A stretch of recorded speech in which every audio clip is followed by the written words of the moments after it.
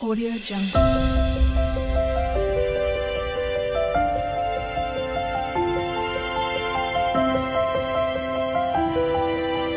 Audio Jungle. Hello friends, कैसे हैं आप सब लोग। आज हम लोग प्रसूति तंत्र में एक बहुत ही इम्पॉर्टेंट टॉपिक के बारे में डिस्कस करेंगे, जो है मूढ़ गर्भ, मतलब कि ऑब्स्ट्रक्टेड लेबर। ये एग्जाम पॉइंट ऑफ व्यू से भी बहुत इम्पॉर्टेंट टॉपिक है और आयुर्वेद में प्रसव विज्ञान के अंतर्गत जो प्रैक्टिकल नॉलेज है उसके अंतर्गत भी ये बहुत ही इम्पॉर्टेंट टॉपिक आता है। मूढ़ गर्भ के बारे में अगर देखा जाए तो ऑब्स्ट्रक्टेड लेबर, जब लेबर के समय जो बेबी होता है वो यूटरस से बाहर नहीं निकल पाता है, उस समय क्या कंडीशंस होती हैं, किस प्रकार से उसकी चिकित्सा की जाती है, इन सब के बारे में देखेंगे। इसमें सबसे पहले हम लोग इसके परिचय के बारे में देखेंगे या डेफिनेशन के बारे में देखेंगे।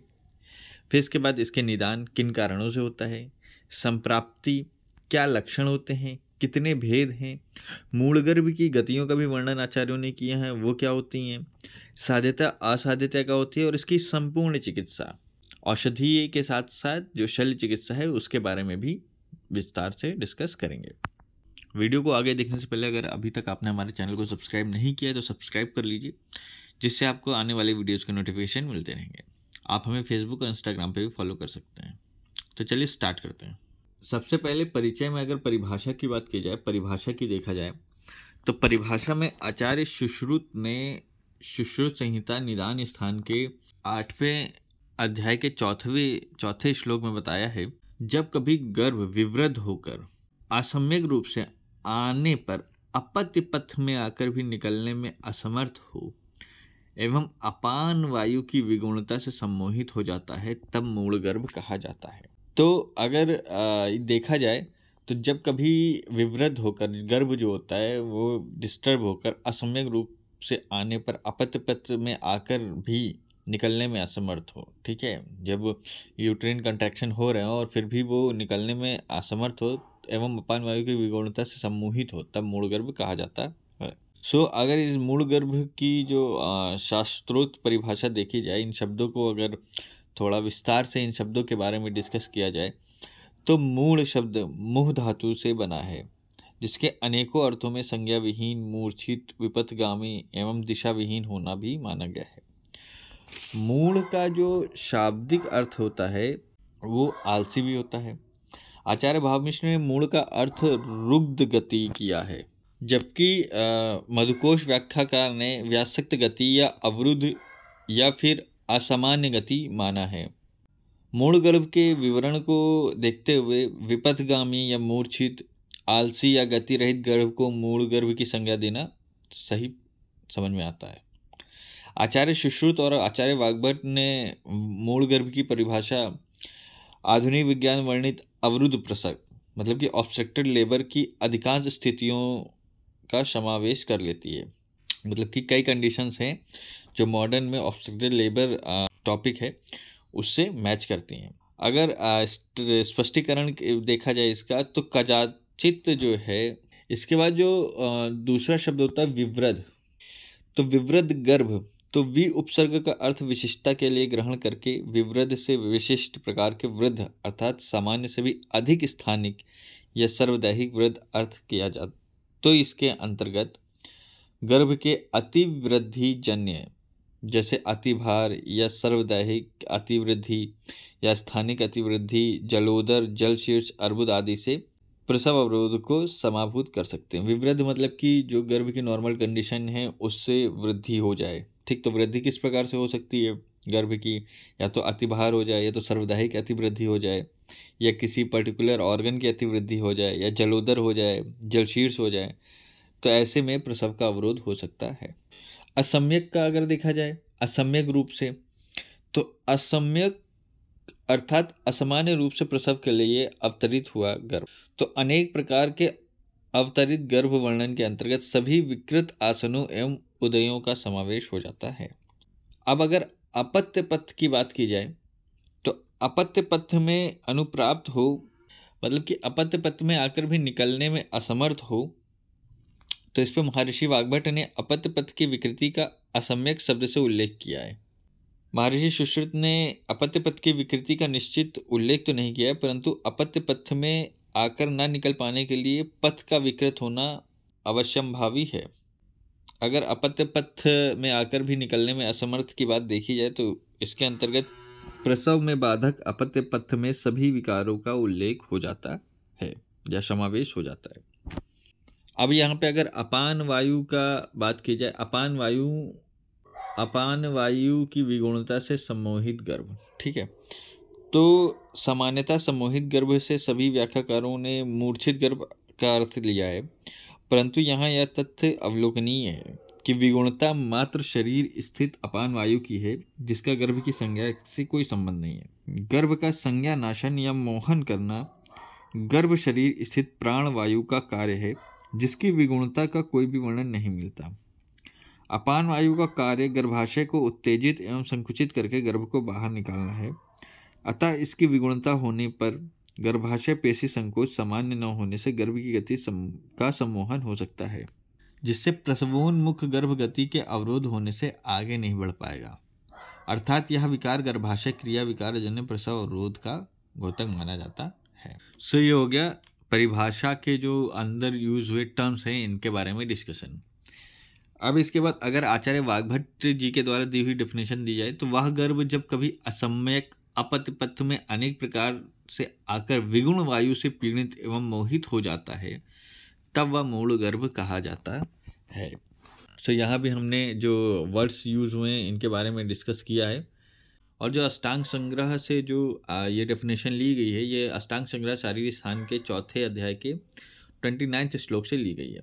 इसके बाद आचार्य माधव निदान ने 64th चैप्टर अध्याय के 3रे श्लोक में बताया है, मूल गर्भ की डेफिनेशन का वर्णन किया है। मूल करोति पवनः खलु मूल गर्भ, मतलब मूल वायु गर्भ को मूल कर देती है।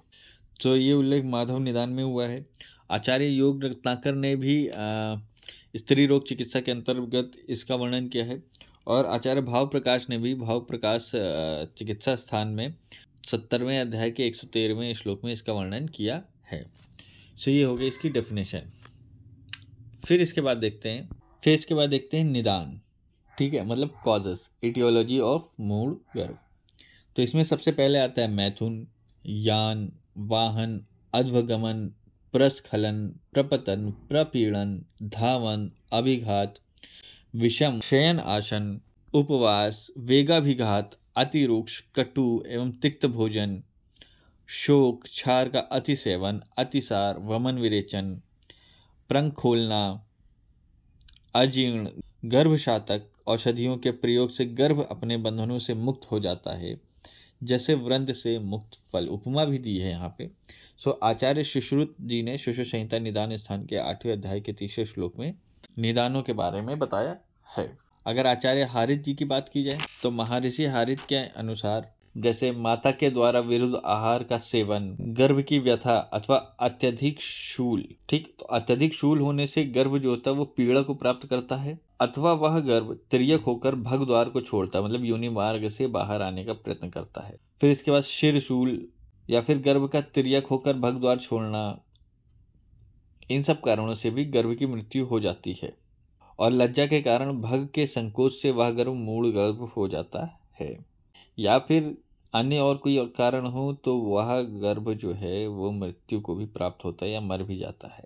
सो आचार्य हारित ने ये जो निदान है इसका उल्लेख हारित संहिता 3य स्थान के 52nd अध्याय के पहले श्लोक में किया है। तो अगर इनके बारे में देखा जाए तो अधिकांश संहिताकारों ने गर्भस्राव के निदान एवं संप्राप्ति का वर्णन कर उन्हीं निदानों को गर्भाशयांतर मृत गर्भ के लिए भी उत्तरदायी माना है, ठीक है। महर्षि वाग्भट ने उसी मृत गर्भ में ही अपत्य पथ विकार एवं उदय विकार के कारण मूढ़ता होना भी वर्णित किया है, अतः गर्भस्राव एवं अंतर्मृत गर्भ के कारणों को ही मूल गर्भ के कारण मानना चाहिए।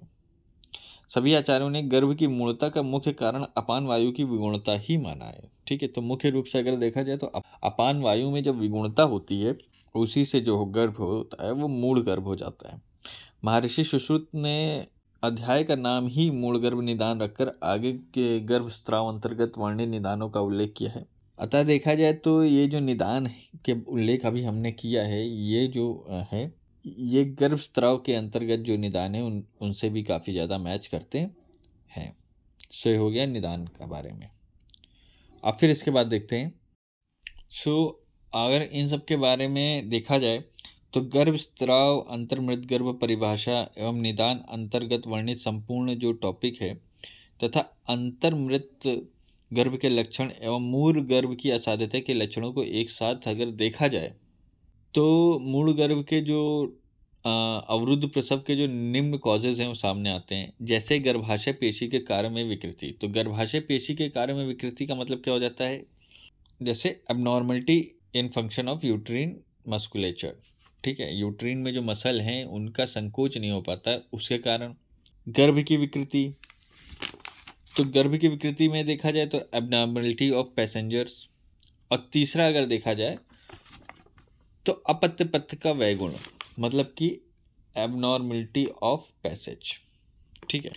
तो अगर गर्भाशय पेशी के कार्य में विकृति के बारे में देखा जाए, कैसे हो सकता है ये कॉज कि गर्भाशय पेशियों के प्रसव के लिए आवश्यक जो कॉन्ट्रैक्शन शक्ति चाहिए उसमें भी विकृति होने पर प्रसव में अवरोध हो जाता है तथा पेशियों के कार्य में निम्न कारणों से विकार हो सकता है। कौन कौन से कारण हैं? शारीरिक व्याधियां, मानसिक स्थिति का प्रभाव और नाड़ी कार्य में विकार। तो शारीरिक व्याधियां किस प्रकार से इसको इफेक्ट करती हैं? तो आहार वैषम्य का वर्णन हम सभी जानते हैं। इस आहार विहार वैषम्य से स्त्री के सामान्य स्वास्थ्य पर भी प्रभाव पड़कर दौर्बल्य आदि होने से प्रसव के समय गर्भाशय में संकुचनशीलता में प्रभाव पड़ सकता है। आहार वैषम्य गर्भजन्य विषमता का ही एक कारण, जिसका सर्वप्रथम लक्षण शिशुशूल होता है, जो महर्षि हारी द्वारा स्पष्ट वर्णित है। तो गर्भजन्य विषमता में प्रसव अधिकांशतः अवरुद्ध हो जाता है। तो अगर जो प्रॉपर न्यूट्रिशनल डाइट नहीं ले रहे हैं, इम्प्रॉपर डाइट है, तो बहुत ज़्यादा शंका है कि जो गर्भाशय पेशी का जो संकुचन शक्ति है उसमें विकृति हो। अगर मानसिक स्थिति का बात की जाए, साइकोलॉजिकल स्थिति की बात की जाए, तो स्त्री की मानसिक स्थिति जैसे क्रोध, शोक, भय आदि का गर्भाशय संकुचन पर प्रभाव पड़ता है। और आचार्य हारित ने भी उन्होंने लज्जा से भग का संकोच, उसको इसी से कोरिलेट किया है। अब नाड़ी कार्य में विकार की अगर बात की जाए तो सभी आचार्यों ने अपने अपान वायु के वैगुण का वर्णन दिया है, जिसके विकृति के कारण गर्भ की गति अवरुद्ध हो जाती है। अपान वायु को ही प्रथम प्रसूति मारुत शब्द से संबोधित किया गया है। तो अपान वायु को ही प्रसूति मारुत शब्द बताया गया है। अपान वायु को ही प्रसूति मारुत शब्द बताया गया है। इस वायु या नाड़ी व संस्थान के कार्य में विकृति होने से गर्भाशय पेशी का सामान्य संकुचन ना होकर प्रसव अवरुद्ध हो जाता है। और नाड़ी के कार्य में विकृति होने से गर्भाशय में दो प्रकार के विकार होते हैं। कौन कौन से? गर्भाशय संकोचन, अल्पता एवं अत्यधिक या असामान्य संकोच। अपान वायु का अगर वैगुण हो गया तो गर्भ के अवाक न होने पर, तो कभी कभी ऐसा भी होता है कि गर्भाशय में विकार होने से गर्भाशय ग्रीवा का सामान्य विस्फार नहीं हो पाता, जिसका वर्णन योनि संवृत्ति या योनि संवरण शब्दों से किया गया है। अपान वायु के वैगुण्य से गर्भ का सम्मोहन संबंधतः गर्भाशय की प्राथमिक क्रिया विहीनता एवं अन्य जो हैं वो द्वितीय क्रिया विहीनता या अन्य प्रकार की कार्य विकृति का गोतक भी प्रतीत जान पड़ता है। अच्छा, दैव योग भी इसके अंतर्गत माना गया है। तो दैव योग को अज्ञात कारण से जो गर्भाशय पेशी संकोच विहीनता है उसको रिलेट किया जाता है, ठीक है। और भी कई कारण हो सकते हैं जिनसे जो गर्भाशय पेशी कार्य में विकृति है वो हो सकती है। इन तीन को हटा के तो उसको दैव योग के अंतर्गत रख दिया गया। अब गर्भ विकृति की अगर बात की जाए, मतलब एबनॉर्मलिटी इन पैसेंजर की बात की जाए, तो आकृति की विकृति देखी जाए, गर्भ की आकृति में विकृति हो तो महर्षि हारित ने स्पष्टतया गर्भ की व्यथा को कारणभूत माना है इसके लिए। और विभिन्न गर्भांग विकृतियां कभी कभी गर्भ की मूर्छा का कारण बन जाती हैं, जैसे एंसेफेलिस, ये सब चीज़ें, ठीक है। और उदय या आसन की विकृति के अंतर्गत देखा जाए, मतलब कि प्रेजेंटेशन और पोजीशन की अगर बात की जाए, तो अगर वो एबनॉर्मल है तो आगत और अनेकधा प्रतिपत्र एवं तिर्यक आगत आदि वर्णन, मतलब कि प्रेजेंटिंग विद अदर पार्ट, या फिर ऑब्लिकली आना, या फिर लक्षण के अंतर्गत, जो अभी हम लक्षण देखेंगे उसके अंतर्गत विभिन्न गतियां इस विकृति का जो स्पष्ट कारण है वो मान सकते हैं। गर्भिणी के द्वारा विषम आसन शयन आदि भी जो है वो गर्भ के लिए उदय या आसन मतलब कि पोजीशन और प्रेजेंटेशन पर प्रभाव डालते हैं। अब अगर आपत्ति पथ के वैगुण्य की बात की जाए तो आपत्ति पथ में वैगुण्य 5 प्रकार से हो सकते हैं। गर्भाशय में विकार मतलब एबनॉर्मलिटी इन यूट्रस, फिर abnormality in pelvis, abnormality in cervix, rigidity of perineum, prolapse of service. तो गर्भाशय विकार मतलब एबनॉर्मलिटी यूट्रस के अंतर्गत देखा जाए तो गर्भकोश की अपन्नता या विकृति होने से मूल गर्भ के असाध होने का स्पष्ट उल्लेख आचार्य हारित ने साध्यता असाध्यता के अंतर्गत किया है। अगर एबनॉर्मलिटी ऑफ पेल्विस मतलब श्रोणी गुहा की बात की जाए तो असम्यक अपत्य में अनुप्राप्त या अपत्य पथ में अनुप्राप्त परंतु अनिरस्यमान आदि वर्णन स्त्री की श्रोणी की अस्थियों के विकार को इंगित करता है। अगर गर्भाशय की बात की जाए, गर्भाशय ग्रीवा मतलब एबनॉर्मलिटी ऑफ सर्विक्स की बात की जाए तो योनि संवृत्ति, योनि संवरणन गर्भाशय ग्रीवा के संकोच या विस्फार न होने का कारण हो सकते हैं। अगर मूलाधार पीठ मतलब पेरिनियम की रिजिडिटी हो जाती है तो आचार्य हारिल ने लज्जा से भग संकोच इसी स्थिति को गोतक माना है। और अगर योनि भ्रंश मतलब कि प्रोलैप्स ऑफ सर्विक्स की बात की जाए तो योनि अर्थात गर्भाशय में ग्रीवा का भ्रंश होने से प्रसव के समय उसका सामान्य विस्फार नहीं हो पाता, मतलब डायलिटेशन नहीं हो पाता एवं प्रसव में अवरोध होता है। सो ये हो गया निदान के बारे में कंप्लीट डिस्कशन। आई होप आपको समझ में आया होगा। फिर इसके बाद देखते हैं अब आ जाते हैं संप्राप्ति पे। तो अगर संप्राप्ति की बात की जाए तो कारणों के सेवन से मतलब निदानों के सेवन से बंधनों से मुक्त हुआ गर्भ जो है वो गर्भाशय का अतिक्रमण मतलब उल्लंघन करके यकृत प्लीवा या आंत के अंतरालों से नीचे की ओर आता हुआ कोष्ठ मतलब आमाशय पक्वादी स्थानों में संक्षोभ या संचलन करता है। उस जठर के संक्षोभ के कारण मूढ़ या विमार्गगामी या विषम गति युक्त हुई अपान वायु जो होती है, ठीक है, वो पार्श्व या बस्ती शीर्ष उधर तथा योनि में शूल अनाह मूत्र संग आदि अनेक व्याधियों को कष्ट देकर शोणित स्त्राव के द्वारा तरुण गर्भ को गिरा देती है या मार देती है। आचार्य डल्हण ने भी बंधन से गर्भाशय प्रतिबद्ध शिरा एवं पेशी का अर्थ ग्रहण किया है तथा च्यावय शब्द लिखकर तरुण अर्थात अघन अनंग एवं अव्यक्त चेतना वाले गर्भ के च्यवन या दारुण रूप स्त्राव का वर्णन किया है।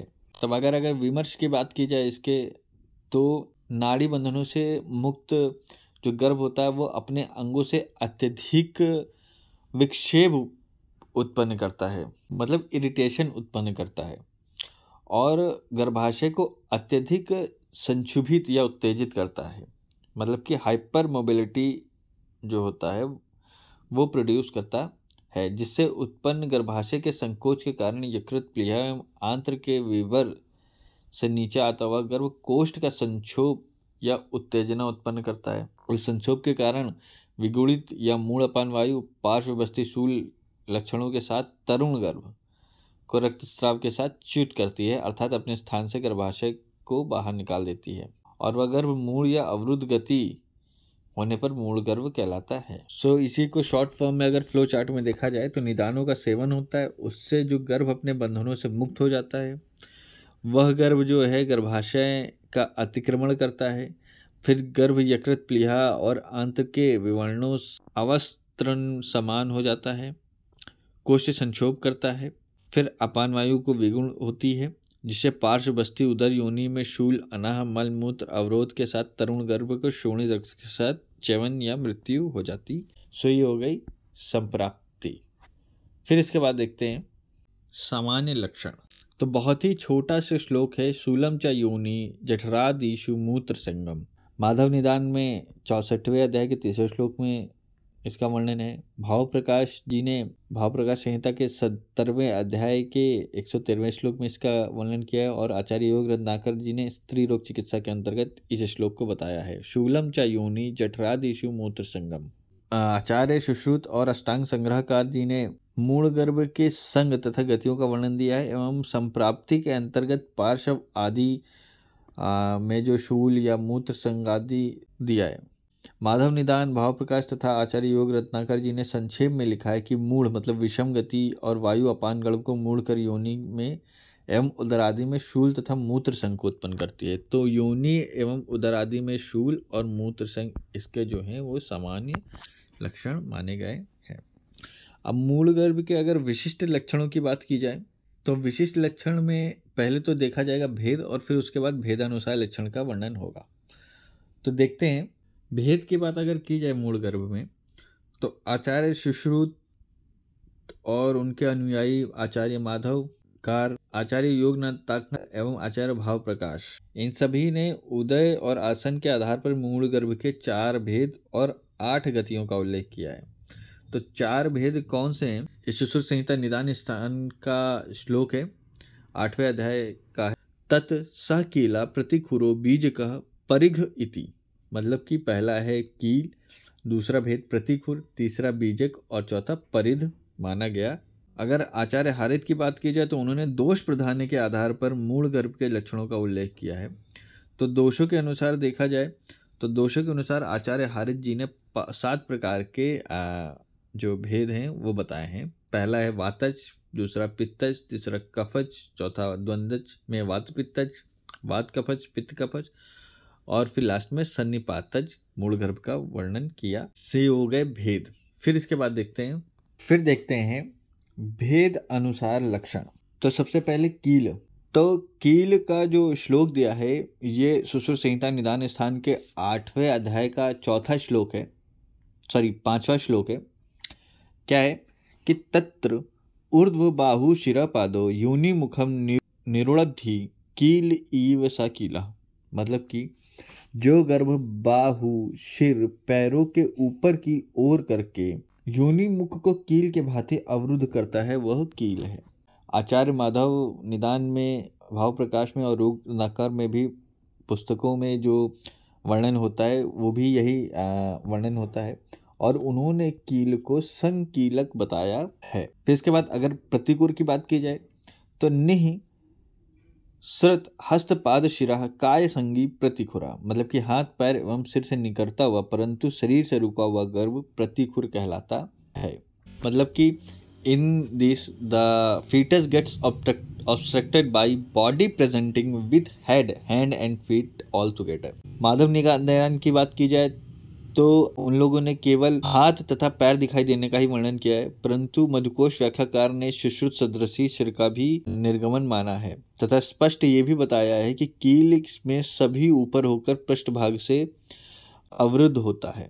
प्रतिखुर उसका ठीक विपरीत है जिसमें हस्तपाद एवं सिर सभी बाहर निकलते हैं, अर्थात उदर से अवरोध होता है।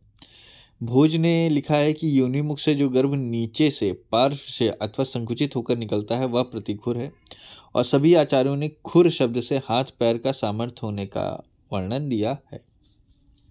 अब इसके बाद देखते हैं बीजक। यो निर्गच्छत्येक शिरोभुजा सह बीजिका, मतलब कि जो गर्भ एक भुजा एवं सिर से निकलता है वह बीजक है। मतलब कि fetus delivered by head along with one hand is the opinion। तो माधव निदान पुस्तकों में 2 भुजा तथा सिर का निकलना बीजक का लक्षण माना है। मधुकोश व्याख्या एवं भाव प्रकाश के स्पष्टीकरण में लिखा है कि दोनों भुजाओं के बीच सिर करके निकलता हुआ काय या शेष शरीर के अटका हुआ गर्भ बीजक मूल गर्भ है और आचार्य भोज के भी यही विचार रहे हैं। अब अगर परिघ की बात की जाए, घा है, सॉरी धा नहीं है, ये घा है। तो यस्तु परिघ इव योनि मुखम आवृत्या तिष्ठेत सा परिघा, मतलब कि जो गर्भ योनि मुख को, जो गर्भ योनि मुख को परिघ मतलब अर्गला दंड की भांति अवृत करता है वही परिघ है। तो यहाँ उपमा दी गई है, the foetus obstructs the passage just like an iron beam और rod used for shutting the doors. So ये हो गया।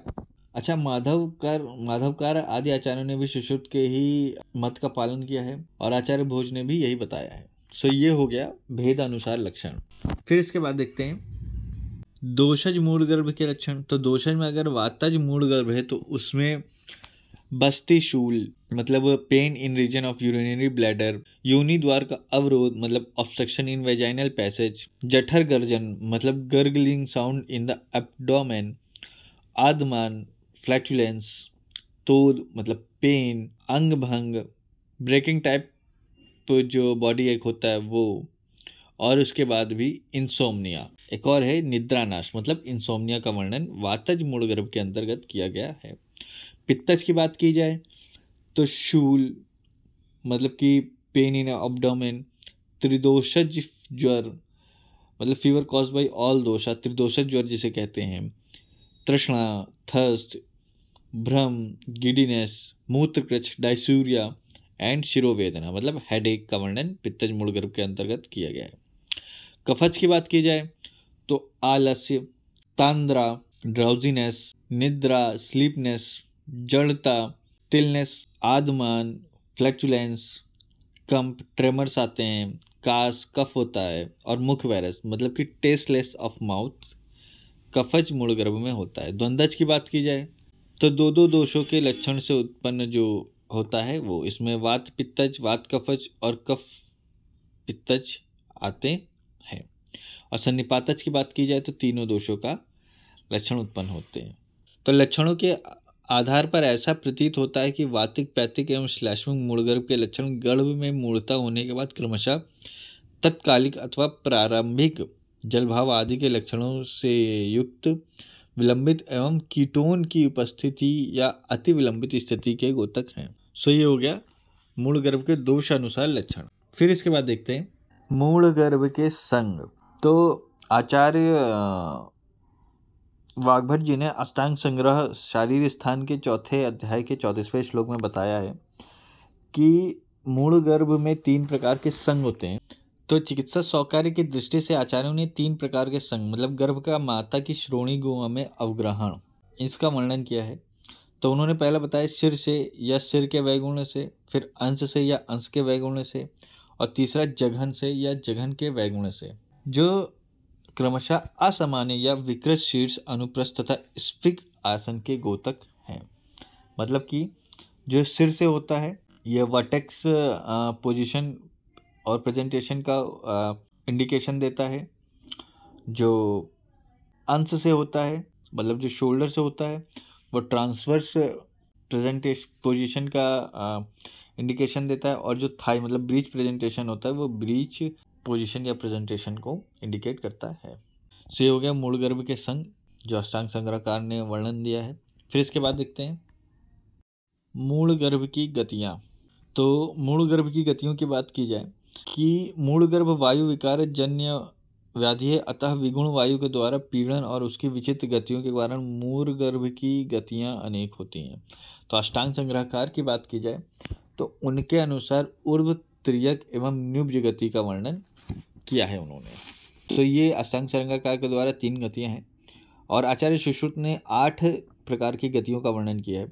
अष्टांग संग्रहकार ने सुश्रोक्त जो 8 गतियाँ हैं इनको 8 संस्थान शब्द से वर्णन किया है। ठीक है, तो अष्टांग संग्रहकार, आचार्य सुश्रुत और माधव निदान इन सभी ने 8 गति या संस्थान का वर्णन किया है। ये बात पॉइंट करने वाले कि अगर अष्टांग संग्रहकार की गतियों का वर्णन आए तो उन्होंने 3 किया है। सो ये इंपॉर्टेंट पॉइंट है, देख लीजिए कि अष्टांग संग्रहकार ने सुश्रुत के द्वारा दी हुई गतियों का वर्णन संस्थान के रूप में किया है। ठीक है, और आचार्य सुश्रुत जी ने 8 गतियों का वर्णन किया है, और आचार्य माधव जी ने भी गतियों का वर्णन 8 ही किया है, और अष्टांग संग्रहकार ने सुश्रुत द्वारा दी हुई गतियों को संस्थान बोला है। तो आचार्य सुश्रुत के द्वारा जो गतियां हैं वो हैं दोनों शक्तियों से योनि मुक्त को प्राप्त होकर प्रसवित, या फिर एक शक्ति मुड़ी हुई तथा दूसरी शक्ति से प्रसवित, या फिर शक्तियों को शरीर के ऊपर अभुग्न करके स्फिक प्रदेश से त्रियक रूप से, फिर चौथी आती ऊर्व, पार्श्व, पृष्ठ आदि अन्य अंगों से योनि मुख को आच्छादित कर प्रसवित। 5वां है सिर को माता के पार्श्व की ओर करके एक बाहु से प्रसवित, सिर को आमुग्न करके दोनों बाहों से प्रसवित, ये 6ठे में आता है। 7वीं गति में मध्य से अमुग्न होकर हस्तपाद एवं सिर से प्रसवित, और 8वीं गति में एक शक्ति योनि द्वारा तथा दूसरा पायु द्वारा प्रसवित। सो अष्टांग संग्रहकार ने भी इन्हीं 8 गतियों को माना है, लेकिन उन्होंने एक छोटा सा डिफरेंस किया है। उन्होंने ऊर्व, पार्श्व ये मैं कलर चेंज कर देता हूँ। उन्होंने अष्टांग संग्रहकार ने ऊर्ध्व, पार्श्व और पृष्ठ वाली गति को ना मान करके तिर्यक गत या अर्गला सदृश जो माना है उसका वर्णन किया। ये चार्ट में देख सकते हैं। और आचार्य माधव जी का काफ़ी चीज़ें इससे मैच नहीं करती हैं, सो उसके बारे में भी देख लेते हैं।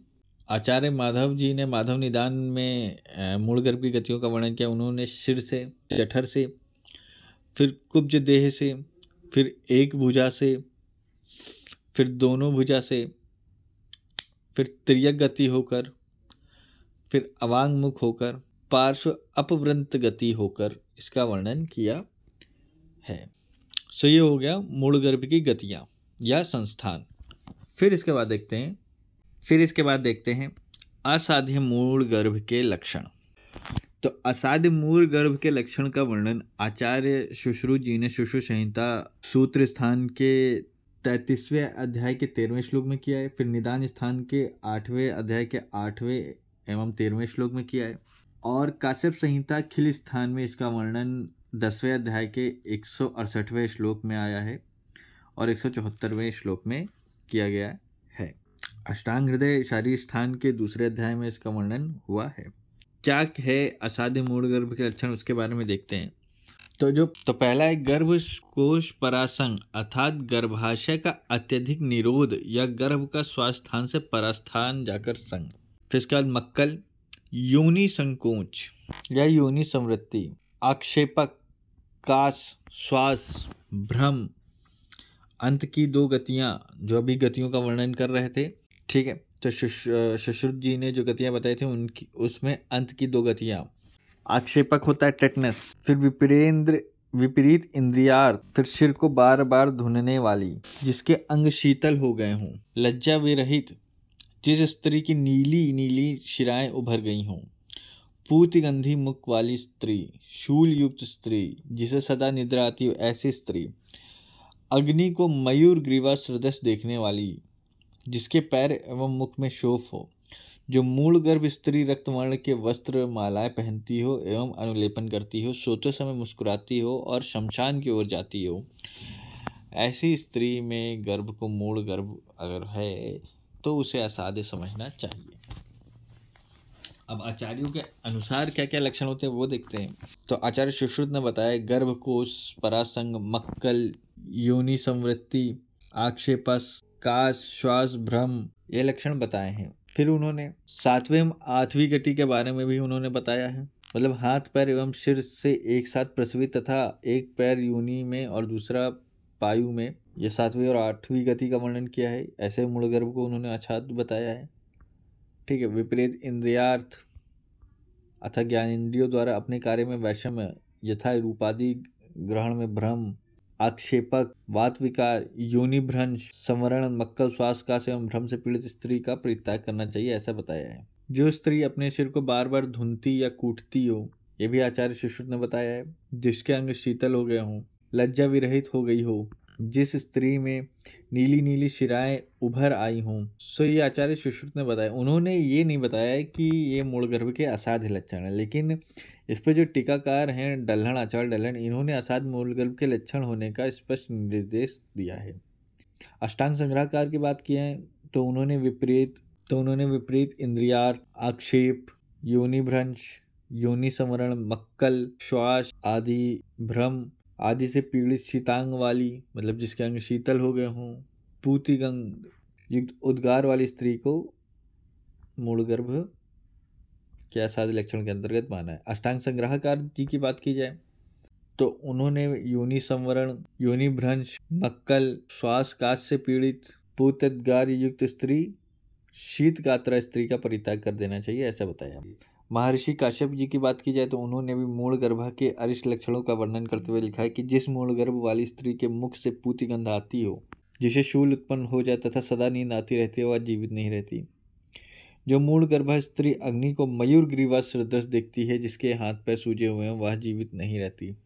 जो मूल गर्भ स्त्री रक्तवर्ण के वस्त्र पहनती है, रक्तवर्ण की मालाएं अथवा अनुलेपन प्रयोग करती है, सोते समय मुस्कुराती है अथवा शमशान की ओर जाती है, वह जीवित नहीं रहती है। महर्षि हारित ने भी संभवतः महर्षि सुश्रुत के ही सदृश वर्णन का अनुकरण किया है। तो अब अगर इसका विमर्श देखा जाए तो उपर्युक्त जो वर्णन अभी हुआ उसके आधार पर असाध्य मूलगर्भ के लक्षणों को मुख्यतः दो भागों में विभक्त किया जा सकता है, अपत्यपथ विकारजन्य तथा सर्वदाही विकारजन्य। महर्षि सुश्रुत ने गर्भ की दो स्थितियां 7वीं और 8वीं गति को असाध्य माना है, पर चिकित्सा अंतर्गत इन्हीं गतियों में शस्त्र कम करने का निर्देश भी दिया है। अतः यहाँ पर देखा जाए तो असाध्यता का हस्त अपहरण या मंत्रादि से चिकित्सा असाध्यता करना अधिक उचित होगा। फिर इसके बाद देखते हैं मूल गर्भ की चिकित्सा। बहुत ही इम्पॉर्टेंट है और थोड़ा लंबा टॉपिक है क्योंकि इसमें शल्य चिकित्सा भी आती है।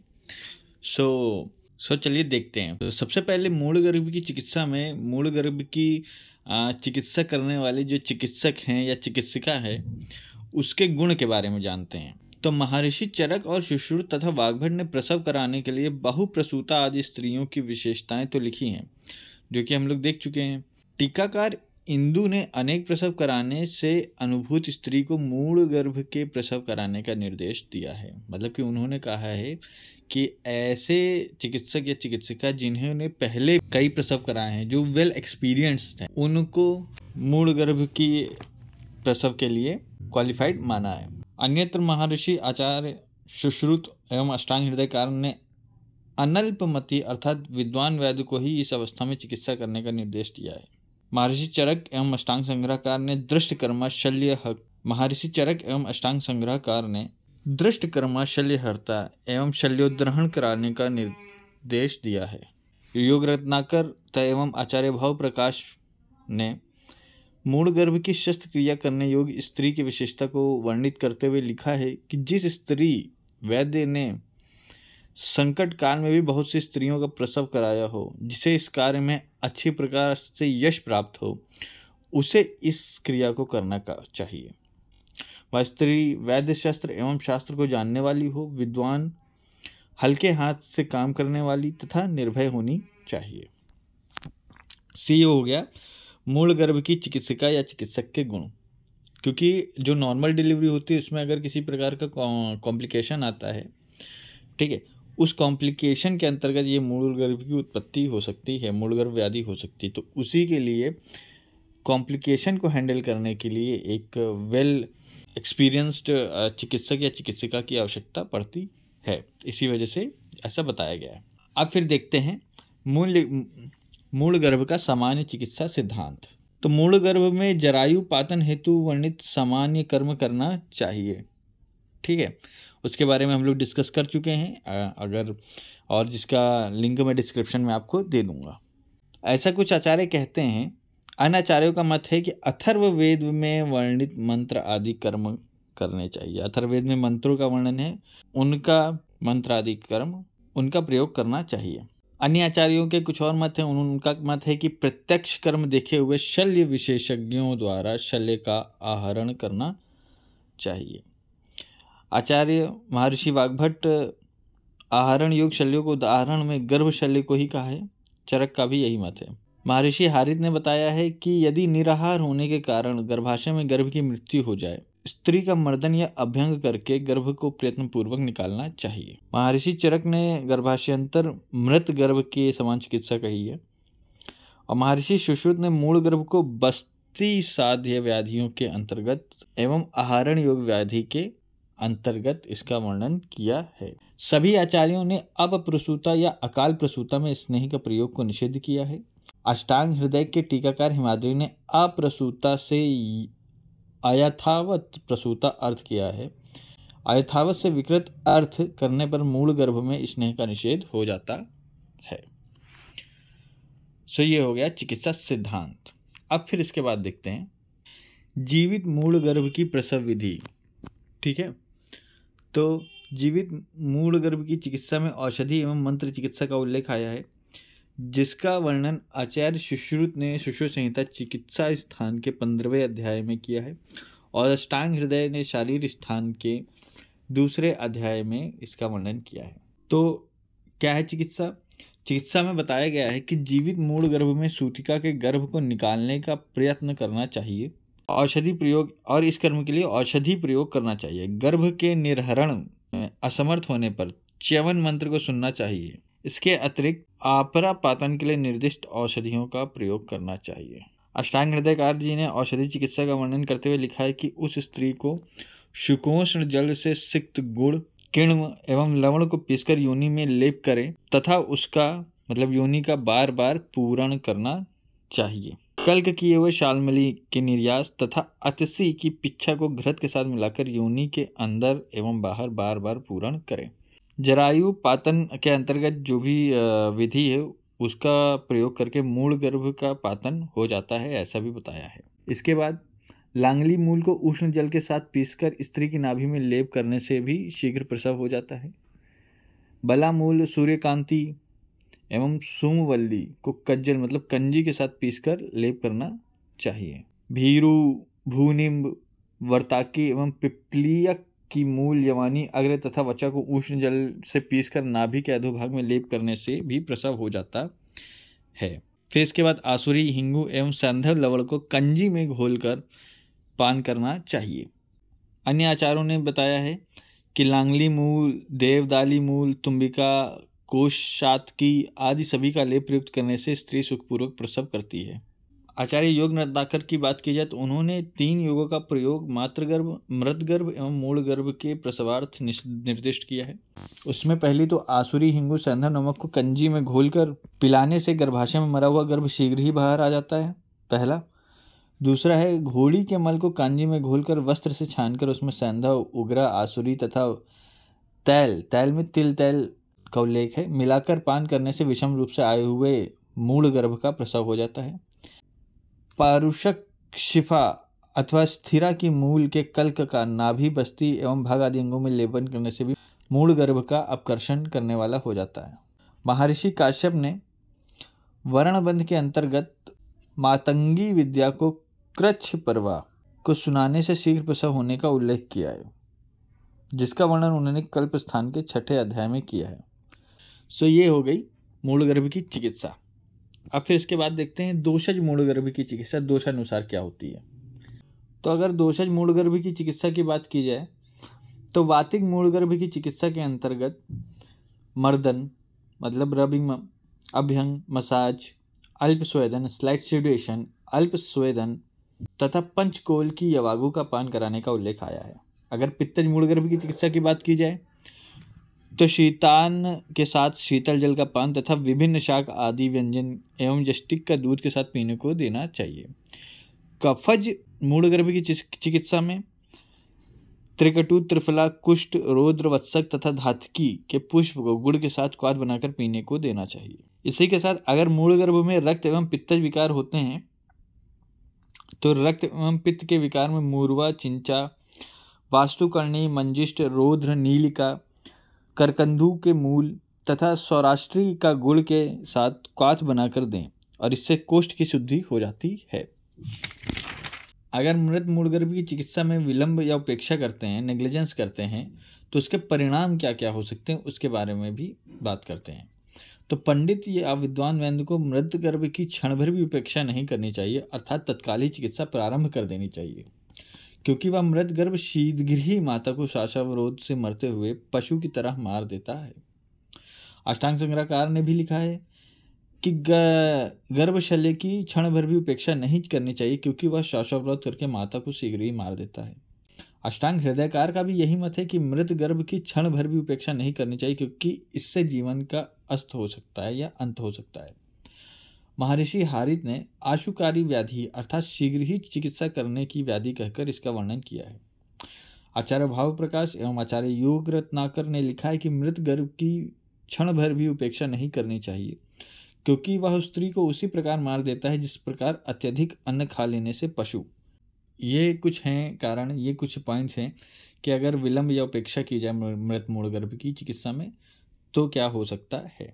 अब फिर इसके बाद देखते हैं फिर अब देखते हैं कि मूल गर्भ के निष्कासन हेतु अगर शल्य कर्म किया जा रहा है तो फिर उसमें किस प्रकार के कर्म किए जाएंगे तथा किस किस प्रकार की कठिनाइयाँ आ सकती हैं। तो इसमें आचार्य सुश्रुत जी ने बताया है कि मूल गर्भ शल्योद्धरण के समान कोई अन्य शल्योद्धरण कष्टकारी नहीं है। ठीक है, मतलब जितना कॉम्प्लिकेशन इसमें होता है इतना किसी और शल्य चिकित्सा में, शल्योद्धरण चिकित्सा में और कोई चीज़ कॉम्प्लिकेटेड नहीं होती। ठीक, इसमें योनि, यकृत, प्लीहा, आंत्रविवर तथा गर्भाशय के मध्य में स्पर्श द्वारा शल्योदरण कर्म करना होता है। तो आंत्रवीर्य का मतलब कि आंतों का स्थान या उदर, ठीक है। मतलब कि इसमें बिना देखे ही सिर्फ स्पर्श के द्वारा जो सर्जिकल प्रोसीजर है वो करना होता है, ठीक है। और गर्भिणी को बिना आघात पहुंचाए एक ही हाथ से कर्म भी करना होता है। सो इसमें आचार्य सुश्रुत ने 10 कर्मों का वर्णन किया है। पहला है उत्कर्षण, मतलब कि अत्यधिक नीचे आए हुए को ऊपर खींचना, ठीक है। अपकर्षण मतलब ऊपर चले गए को नीचे की ओर खींचना। स्थानापवर्तन मतलब गर्भाशय में आसक्त उत्तान गर्भ को अवांग मुख करना। उद्वर्तन मतलब अवांग मुख को उत्तान करना। उत्कर्तन की बात की जाए तो उत्कर्तन में किसी ऊर्ध्व स्थित अंग का छेदन या कर्तन। अब भेदन की बात की जाए तो भेदन में आदमान युक्त गर्भ की कुक्षी का विदारण। छेदन की बात की जाए तो छेदन में मृत गर्भ के गर्भाशय में आसक्त अंगों को काटकर 2 भागों में बांटना। पीड़न की बात की जाए तो बलन या दबाना। ऋजुकरण की बात की जाए तो टेढ़े अंगों को सीधा करना। और तथा दारण की बात की जाए तो विदारण करना या फाड़ना। आचार्य डल्हण ने भी पाठ भेद का वर्णन करते हुए स्थानापरिवर्तन को स्थान पर स्थान व्यावर्तन अर्थात गर्भशय्या में तिर्यक आदि स्थिति में स्थित उत्तान गर्भ को अधोव्यावर्तन कर अर्थात नीचे की ओर लाकर स्थापित करना लिखा है। आचार्य वाग्भट ने भी यही उल्लेख किया है। उन्होंने बताया कि कष्टम शस्त्र कर्म है और इसमें योनि, यकृत, प्लीहा, आंत, गर्भाशय आदि के मध्य में इनको हानि पहुंचाए बिना तथा इनको स्पर्श न करते हुए गर्भ को ही स्पर्श करते हुए शस्त्र का प्रवेश करके उत्कर्षण, अपकर्षण, व्यावर्तन, उत्कर्तन, छेदन, भेदन, पीड़न, ऋजुकरण आदि कर्म एक हाथ से ही करने पड़ते हैं। अगर बुक्स में देखा जाए तो अस्पर्शवता के स्थान पर स्पर्शवता मिलता है शब्द, जिससे के स्पष्टीकरण में टीकाकार इंदु ने लिखा कि योनि आदि की रक्षा करते हुए स्पर्श के द्वारा ही ज्ञान करके बिना देखे ही शस्त्र का अवचारण करना होता है, जो कि आचार्य सुश्रुत के ही समान माना जाता है। अब इसके बाद देखते हैं कि सर्जरी से पहले क्या क्या कर्म करना होता है। तो गर्भ शल्योदरण के पूर्व अधिपति से आज्ञा लेनी चाहिए। सबसे पहले तो सर्जिकल इंटरवेंशन से पहले गार्डियन से कंसेंट मांगना पड़ता है, कंसेंट देना पड़ता है। तो इसके लिए आचार्य सुश्रुत एवं वृद्ध भागवत ने गर्भ शल्य निकालने से पूर्व अधिपति से आज्ञा लेने एवं स्त्री को यत्नपूर्वक स्थापित करके उपक्रम करने का निर्देश दिया है। इसमें आचार्य वाग्भट ने लिखा है कि वैद्य ईश्वर से पूछकर यत्नपूर्वक शीत अतिशीघ्र आहरण करें, मतलब गर्भ का आहरण करें। तो आचार्य वाग्भट जी ने अष्टांग हृदय में ईश्वर से पूछकर इसका उल्लेख किया है और सुश्रुत तथा वृद्ध भागवत जी ने अधिपति की आज्ञा का उल्लेख किया है। और उन्हें ये भी बताया है कि अक्रिया या शल्योदरण न करने से स्त्री की मृत्यु जो होती है वो निश्चित होती है तथा उपक्रम करने में संशय या सफलता की प्राप्ति में संदेह है। टीकाकार इंदु का भी मत है कि ईश्वर से पूछकर कार्य करने में स्त्री की मृत्यु हो जाने पर भी अयश नहीं मिलता। मतलब कि अगर आधुनिक चिकित्सा में भी देखा जाए तो शल्य कर्म से पूर्व चिकित्सा विधि दृष्टया अधिपति की आज्ञा अनिवार्य है। मतलब कि गार्डियन का जो कंसेंट होता है वो बहुत ज़रूरी होता है आज के समय में भी। This shows the high standard of medical ethics existing at ancient time also. फिर इसके बाद देखते हैं अब अगर अधिपति से कंसेंट मिल जाता है तो फिर उसके बाद क्या करना होता है कि शस्त्र कर्म से पूर्व भोजन का निषेध बताया गया है। तो आचार्य सुश्रुत ने शस्त्र कर्म के लिए सामान्य निर्देश देते हुए मूल गर्भ, उदर, अर्श, अश्विनी, भगंदर, मुख रोग आदि व्याधियों में बिना खाना दिए या खाली पेट ही शस्त्र कर्म करने का निर्देश दिया है। कारण का स्पष्टीकरण करते हुए टीकाकार डल्हण ने लिखा कि इन 5 व्याधियों में अन्य से कोष्ठ के पूर्ण होने पर शस्त्र का प्रवेश में कठिनाई अथवा आतुर की मृत्यु तक हो सकती है तथा वायु का भी प्रकोप होता। वाग्भट उदय ने भी मूल गर्भ की शस्त्र चिकित्सा के पूर्व भोजन को निषिद्ध किया है। टीकाकार इंदु ने भी स्पष्ट किया है कि शस्त्र कर्म करने से पहले भोजन नहीं देना चाहिए। टीकाकार अरुण दत्त जी का मत है कि भोजन का निषेध परंतु मद्यपान कराना चाहिए। टीकाकार हिमाद्री ने भोजन तथा मद्यपान दोनों का ही निषेध किया है। तो टीकाकार अरुण दत्त और टीकाकार हिमाद्री ने भोजन का निषेध किया परंतु मदिरापान बताया है। अब इसके बाद देखते हैं फिर अब फिर देखते हैं गर्भ शल्योदरण के समय स्त्री की स्थिति, मतलब the position of women during extraction of मूल गर्भ। तो गर्भ शल्योदरण के समय स्त्री की स्थिति, स्त्री को शक्तियों से मोड़कर उत्तान पीठ के बल सुलाकर एवं कपड़ों की गद्दी से कटी को ऊंचा करने का निर्देश दिया है। डायग्राम में आप लोग ये देख सकते हैं कि किस तरह होनी चाहिए। तो अगर मॉडर्न से कोरिलेट किया जाए तो supine position with flex thigh, hips are elevated with the thick pad of clothes. So ये हो गया स्त्री की स्थिति। फिर इसके बाद देखते हैं चिकित्सक द्वारा हस्त प्रवेश विधि। तो चिकित्सक को स्नेह युक्त हस्त को योनि में प्रवेश कर जीवित गर्भ को यत्न पूर्वक निकालना चाहिए। योनि में धनवन मतलब बद्री सदृश पत्र का धनुर्वृक्ष, नागवृत्तिका मतलब सल्लकी, शालमली, मिट्टी तथा घृत लगाकर वैद्य हाथ का प्रवेश कर गर्भ का आहरण करें। अच्छा, इसमें अगर देखा जाए तो मृत्सन्न का प्रयोग उचित नहीं है। इसी दृष्टिकोण से टीकाकार दर्हन ने मृत्सन्न से पिच्छा या निर्यास लेने का निर्देश दिया है, अर्थात उपर्युक्त औषधियों में गोंद तथा घृत से हाथ को चिकना करके योनि में प्रवेश कर गर्भ का गर्भापहरण करना चाहिए। अष्टांग संग्रहकार ने भी लिखा है कि उन्होंने भी यही बताया कि योनि में धन्व, नाग मृतिका तथा शालमली को पिच्छा या गोंद तथा घी से अभ्यंग कर इन्हीं द्रव्यों से अभ्यंग किए हुए हाथ का प्रवेश करके गर्भ का आहरण करना चाहिए। अष्टांग हृदयकार ने संक्षेप में लिखा है कि हाथ तथा योनि को शालमली निर्यास से अभ्यक्त करके हाथों को योनि में प्रवेश करें।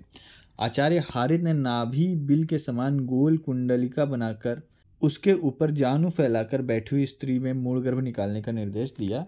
फिर इसके बाद देखते हैं अब देखते हैं मूल गर्भ का हस्त से निष्कासन विधि। तो इसमें तो पॉइंट्स तो लिखे ही लिखे हैं, साथ में मैं आपको डायग्राम्स भी दिखा दूंगा। तो सबसे पहला जो पॉइंट है, दोनों पैरों से प्रसवित होते हुए गर्भ को नीचे की ओर खींचकर आहरण करें। सो आप लोग डायग्राम में देख सकते हैं कि method of extraction of fetus delivering with both the thighs, footling presentation. अब इसके बाद एक पैर से प्रसवित होने वाले गर्भ को पहले दूसरे पैर को भी निकालकर फिर आहरण करना चाहिए। सो ये देखिए दिखा हुआ है diagram. Method of extraction of fetus delivering with one thigh, footling presentation and second thigh is delivered, और फिर fetus is delivered by downward traction. तीसरे में देखा जाए तो स्फिक देश से प्रसवित होते हुए गर्भ के स्फिक प्रदेश का पीड़न करके, मतलब कि स्वास्थान स्थिति से विचलित करके, या फिर उसको ऊपर की ओर उछाल कर शक्तियों को प्रसारित करके आहरण करना चाहिए। सो ये आप लोग डायग्राम में देख सकते हैं। ठीक है, 3 स्टेप्स दिए हुए हैं ABC। इसके बाद अगर त्रियक प्रसवित होते हुए गर्भ को घुमाकर गर्भ के पीछे के भाग को ऊपर की ओर उछालकर आगे के भाग को अपत्य पथ में लाकर ऋजु भाव में सीधा करके आहरण करना चाहिए। सो ये फिगर 22 में आप देख सकते हैं किस प्रकार से गर्भ को घुमा करके डिलीवरी की जा रही है, गर्भ का आहरण किया जा रहा है। अब इसके बाद पार्श्व में घूमे हुए सिर वाले गर्भ के अंश कंधे को पीड़न करके ऊपर की ओर उछालकर अपत्य पथ में लाकर आहरण करना चाहिए, और दोनों बाहुओं से उत्पन्न होने वाले गर्भ की बाहुओं को अंश प्रदेश के पीड़न के ऊपर की ओर उछालकर शिर अनुलोमन करके आहरण करना चाहिए। अगर प्रथम 3 गतियां हैं तो शक्तियों या पैरों द्वारा आहरण करना चाहिए।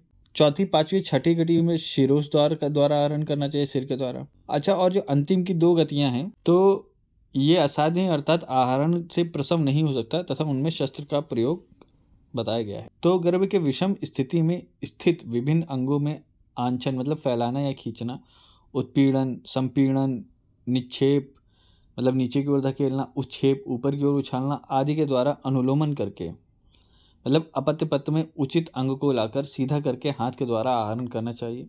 महर्षि हारित ने लिखा है कि स्त्री की नाभि के आकार की कुंडलिका बनाकर उसके ऊपर बैठाकर उसके जानुओं को फैलाकर पीठ के भाग को कुछ दबाकर उदर का भाग नीचे गर्भ को नीचे की ओर अवतरित करावे या लावे। योनि द्वार में गर्भ के आ जाने पर तिल तैल एवं जल से अभ्यंग करके हाथ के द्वारा योनि द्वार में डालकर तर्जनी एवं अंगूठे से गले प्रदेश को पकड़कर गर्भ को बाहर निकाले। सो ये है मूल गर्भ की हस्त निष्कासन विधि। फिर इसके बाद देखते हैं, अब अगर बात की जाए कि अगर सचेतन गर्भ में छेदन का परिणाम या सर्जिकल प्रोसीजर किया जाए तो क्या क्या परिणाम हो सकते हैं, क्या क्या इफेक्ट आ सकते हैं बेबी पे, उसके बारे में। द इफेक्ट ऑफ रेंडिंग और decapitation and other destructive procedure of alive foetus. तो सचेतन या जीवित गर्भ का कभी दारण, छेदन आदि नहीं करना चाहिए, क्योंकि धारण करने से वह गर्भ माता को मार देता है तथा स्वयं भी मर जाता है। घातयेति शब्द की व्याख्या करते हुए टीकाकार डल्हन ने बताया है कि हस्तापकर्षण के लिए असमर्थता होने के कारण यह गर्भ दोनों अर्थात गर्भ एवं गर्भिणी के लिए विपत्तिकारक होता है।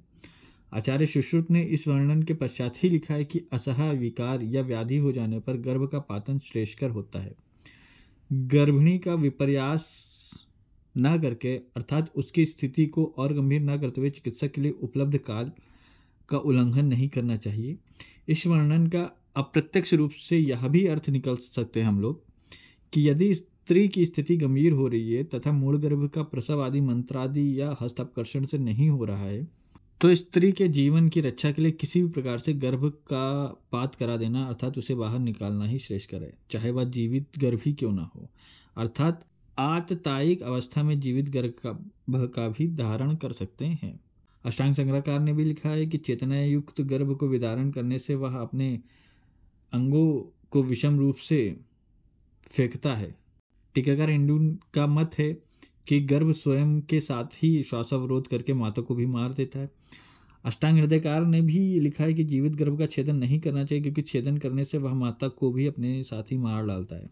भागवत प्रकाश एवं विरोध रत्नाकर के लेखकों ने महर्षि सुश्रुत के ही अनुकरण किया है, उनका ही मत को माना है। अब फिर देखते हैं इसके बाद मूल गर्भ में शस्त्रकर्म। ठीक है, तो अगर सिद्धांत की बात की जाए तो इसके शल्यक्रम में जो प्रयुक्त शस्त्र होता है वो होता है मंडलाग्र शस्त्र और अंगुली शस्त्र। निषिद्ध शस्त्र में देखा जाए कि किस शस्त्र का प्रयोग नहीं करना चाहिए, वह है वृद्धिपत्र। और उपद्रव की बात की जाए तो शस्त्र क्रिया में प्रयुक्त वृद्धिपत्र में तीक्ष्णाग्र होने के कारण स्त्री की मृत्यु की संभावना रहती है। स्त्रियों में गर्भाशय बस्ती के निकट ही रहता है, अतः उसमें गहरा शस्त्र का प्रयोग नहीं करना चाहिए, अन्यथा स्त्रियों में मूत्र स्त्रावी व्रण हो जाता है। ठीक है, इसके बाद अगर आचार्य सुश्रुत जी की बात की जाए तो उन्होंने चिकित्सा स्थान में बताया है कि वैद्य को स्त्री की यत्नपूर्वक रक्षा करते हुए गर्भ का जो अंग संसक्त हो रहा हो या मार्ग में आकर अवरोध उत्पन्न कर रहा हो उस अंग का छेदन करके भली भांति निकालना चाहिए। वायु के प्रकोप के कारण गर्भ की विचित्र गतियां हो जाती हैं। बुद्धिमान वैद्य को चाहिए कि विधि पूर्वक कार्य करे। ज्ञाता वैद्य मंडलाग्र शस्त्र के से अंदर का छेदन करे। वृद्धिपत्र के तीक्ष्णाग्र होने के कारण स्त्री की प्राण हानि की संभावना रहती है, इसीलिए इसको निषेध किया गया है। अष्टांग संग्रहकार की बात की जाए तो उन्होंने बताया कि वायु के कारण गर्भ के जो अंग सख्त हो रहा हो, मतलब कि अपत्य मार्ग में अवरोध हो रहा हो, उसे स्त्री की रक्षा करते हुए खंड खंड काटकर यत्नपूर्वक भली भांति बाहर निकालना चाहिए। अष्टांग संग्रहकार ने लिखा है कि मंडलाग्र एवं अंगुली शस्त्र के द्वारा यह कर्म प्रशस्त होता है।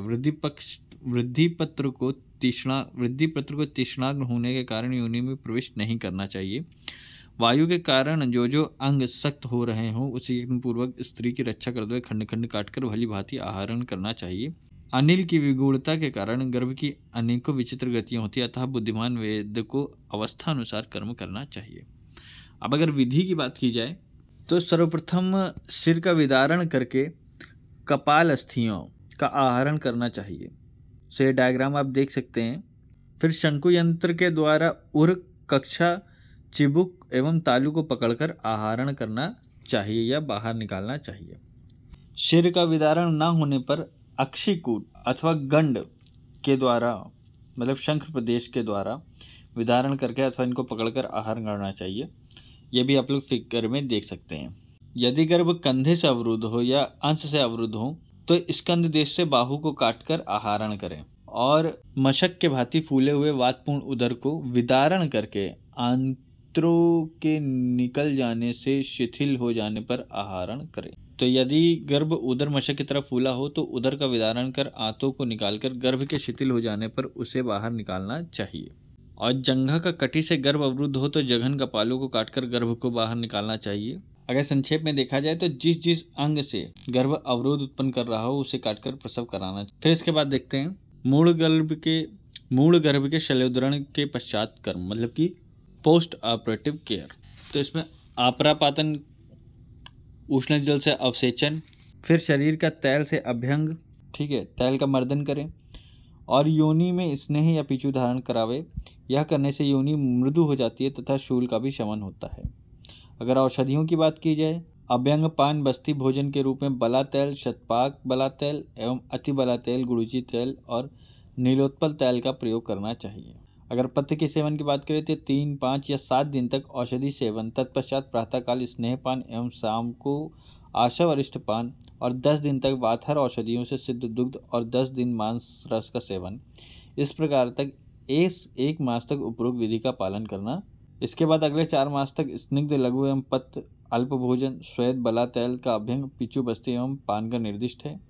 क्रोध का परित्याग करना चाहिए और शीतल जल का प्रयोग करना चाहिए। सही हो गया मूल गर्भ के शल्योदरण के पश्चात कर्म। इसके निदान, संप्राप्ति, फिर इसके बाद लक्षण, इसकी गतियाँ, भेद, साध्यता, असाध्यता, चिकित्सा, सब कुछ विस्तार से डिस्कस किया। अगर आपको वीडियो समझ में आया हो, पसंद आए तो वीडियो को लाइक करें, चैनल सब्सक्राइब करें। अगर आपको किसी प्रकार का कोई कन्फ्यूज़न है तो आप कमेंट बॉक्स में कमेंट करके पूछ सकते हैं। वीडियो को ज़्यादा से ज़्यादा लोगों में शेयर करें। आप हमें फेसबुक और इंस्टाग्राम में फॉलो कर सकते हैं। And thank you so much for watching.